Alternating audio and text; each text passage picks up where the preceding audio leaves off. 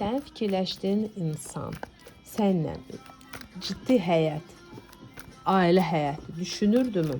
Salam mənim gözəl, mənə dəstək olan komandam. Hər vaxtın xeyirli olsun. Gedək baxaq görək. O sənlə ciddi ailə həyatı düşünürdümü? Düşünürdümü? Bu insan çox vaxtı özünü fikirləşir. Özünü fikirləşir, öz gələcəyini fikirləşir. Biraz egoist adamdır. Nə bunda mənim xoşuma gəlir, öz acı momentləri içində saxlayır. Belə demir, ürəyinə götürür hər şey. Amma belə də yaxşı bir şey deyil əslində. Çünki ürəyinə götürəndə sonra ürəyi sıxılır, ürəyi ağrı olur. Hal-hazırda işləri yaxşı getməyə başlayır. Çətinliklərdən çıxan bir momentdədir. İşləri yaxşılaşır, düzəlir.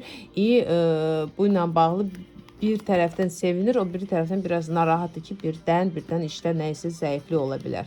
Sənə qarşı yanaşmağı səni çox qiymətləndirir, səni çox vacib. Vacib deyəni bilirsən necə? Yanında olmağı, bəlkə də ayrılmısınız da. Yəni ümumi götürəndə sənin yanında onun yanında olmağın onu çox sevindirirdi. Amma gələcəyi sən verməməyinə görə imkandan, bəlkə ailəsinə bağlıdır. Nə isə də yenə ümumi baxışdır da. Şəxsi baxış üçün isə bağlı əlaqə saxlamaq istəmirəm. Səhifəmdə üstəgəl 79-dan başlayan 46 ilə bitən WhatsApp və Max nömrəmdir. Oraya yaza bilərsiniz, ya səs ata bilərsiniz. Mən sizə növbə çatanda cavab verəcəm. Əsas zəng vurmayın. Zəng vuranları avtomatik atıram bloka. Yəni nəyisə səbəbinə görə biraz uzaqlaşmışdı səndən.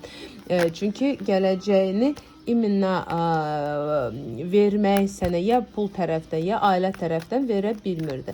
Amma indi işləri düzəlir və daha gücləşməyə başladı və onunla da bağlı öz işlərini həll eləməyinə görə gələcəyini sənlə bağlı ciddi gələcəyi bu hərdən birdən düşünür.